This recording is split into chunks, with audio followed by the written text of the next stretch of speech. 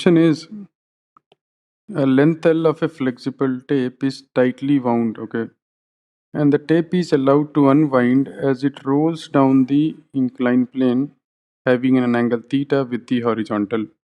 The free end of this tape, this is the free end of this tape, is held fixed on the inclined plane. In what time the tape unwinds completely? You can think of some toilet paper roll, and you are nailing one of the free end to the inclined plane, suppose, and you are rolling this thing down. And it is given that this thing is going to roll without slipping.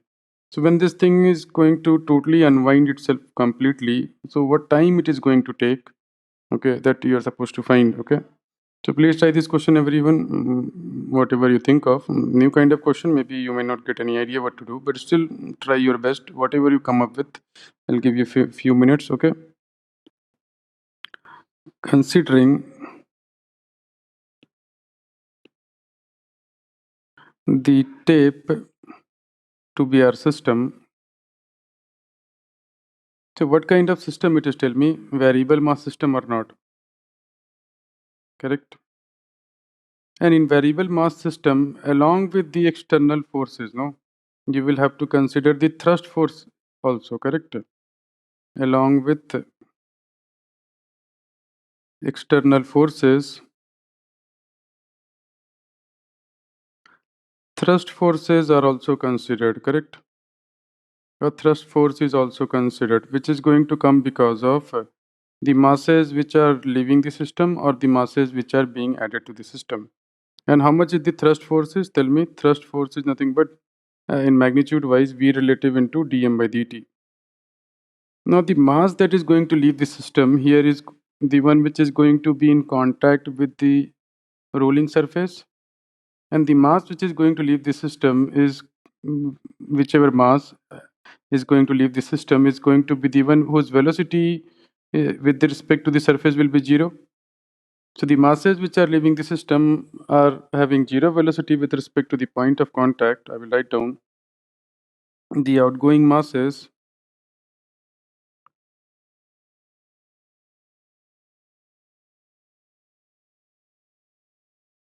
doesn't apply any thrust force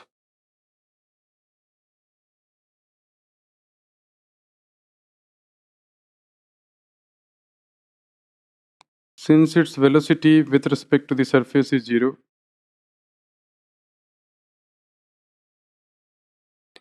So it means the only kind of force that is going to be here is same external forces, no?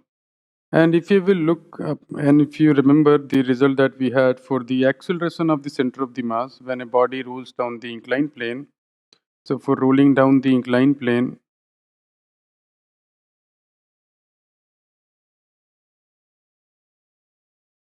the acceleration of the center of the mass is how much? G sine theta by 1 plus k square by r square. It is the radius of gyration about center of the mass, no? Correct? And tell me this radius of gyration, now you will get the idea what is the importance of this radius of gyration is. Now so k square by r square is going to be same as long as the mass distribution is same, no?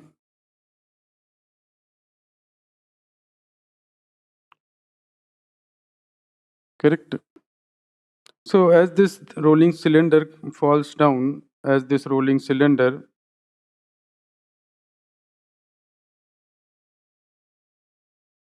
moves down the inclined plane,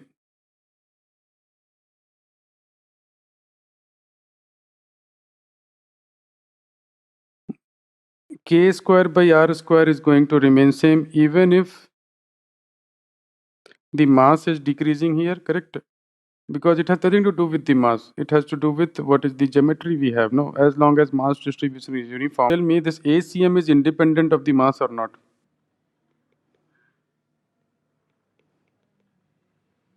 Correct.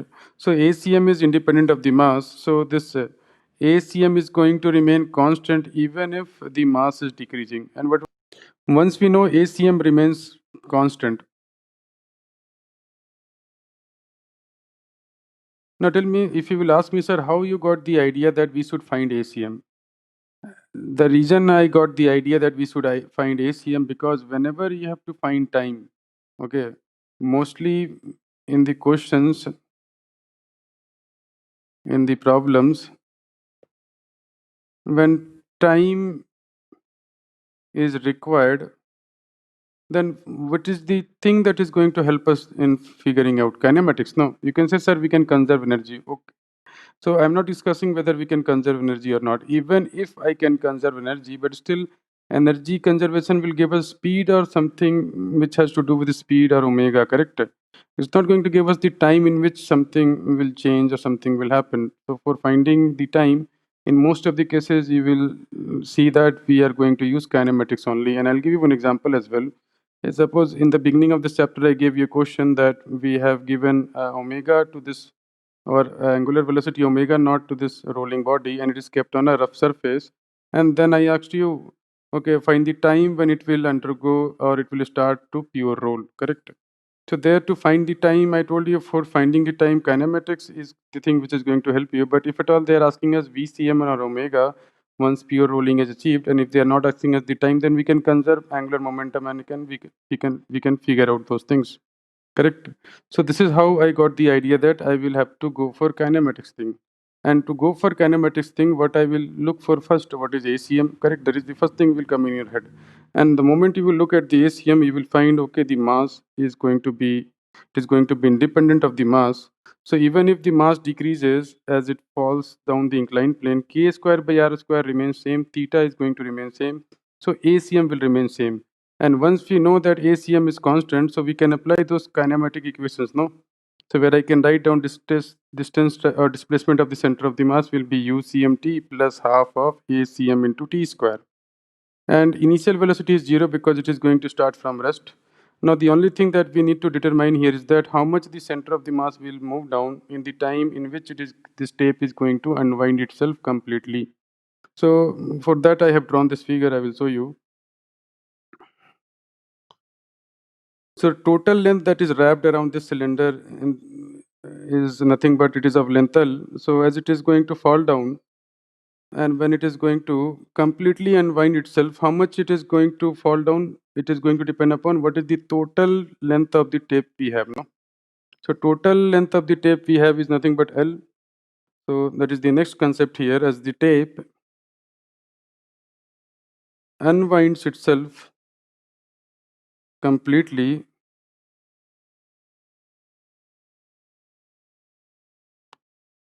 the center of the mass will move down by L, correct? So we know the value of the length that center of the mass is going to be displaced. So L will be equal to half into g sine theta. K square by r square will be nothing but 1 by 2. So we'll have ACM for cylinder is how much? So for cylinder, ACM will be equal to nothing but g sine theta by 1 plus k square by r square will give you mr square by 2 by r square, correct? Sorry, r square by 2 by r square, which will be 1 by 2. So 1 plus 1 by 2 will be 2g by 3 sine theta, correct? So what I will have, L will be equal to half into 2g by 3 sine theta into t square. So t will be equal to how much? It will be equal to 3 L by g sine theta root over, correct? So I hope everyone got this thing. As you can see, how much calculation I have done. I have written this thing and I have written this thing. Only 2 lines, correct? Okay, I hope everyone got this thing. So copy this all. Any doubts you can ask me. After copying, please post. Point I will write here. ACM, which is equal to g sine theta by 1 plus k square by r square for the body which rolls down the inclined plane. Okay.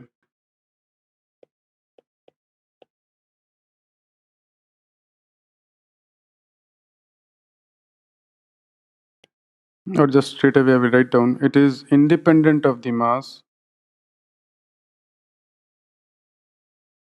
It is something visible, but you need to notice and use that thing for fulfilling some purpose. Independent of mass and depends only on k square by r square. No.